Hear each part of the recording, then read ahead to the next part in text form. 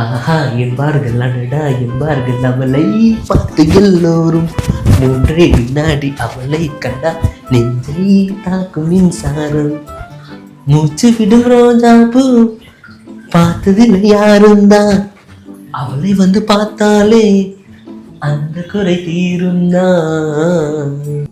ஐயோ என்பார்கள் இவனா என்பார்கள் இவனை பார்த்த எல்லோரும் உன்னை பார்த்தாலே காண்டு ஆகும் உடனே அடிக்க தோணுமே.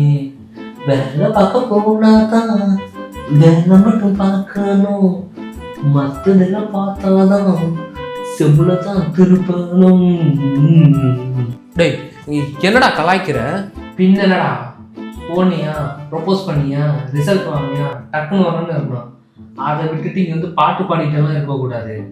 டேய் நான் ஒருத்தன் இருக்குன்னு கூட அவளுக்கு தெரியாதுடா. அதுதான் சொல்கிறேன், என்னை விடு, நான் பார்த்துக்கிறேன்.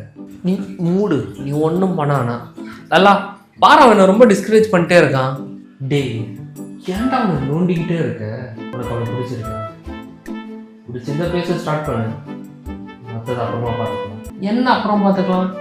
இவனுக்கு என்ன 23 வயசு ஆகுது, பொறுமையாக பார்க்க.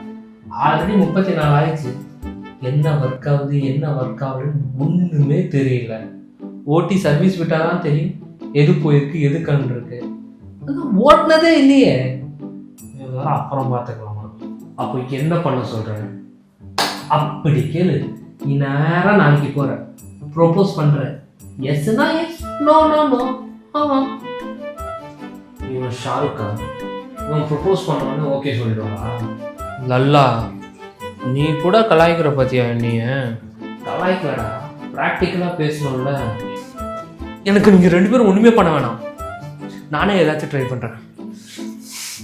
நீ என் வழி, தனி வழி. ஆனால் ஊனா டைலாக் பேசி கடுப்பேற்றுறாங்க. இவ்வளோ ஸ்ட்ராங்காக பேசுகிறாங்க. ஓகே விடுமோ மயிரா? டேய் பின்னடா அவ்வளோ டேலண்ட் இருந்தால் எங்கன்னா 34 வயசு சிங்கிளாக இருக்க போகிறான். இப்போ 300 வயசு ஆனாலும் சிங்கிளாக தான் இருப்பான். ஐயோ கூட 300 வயசு வாழ்ப்பான்.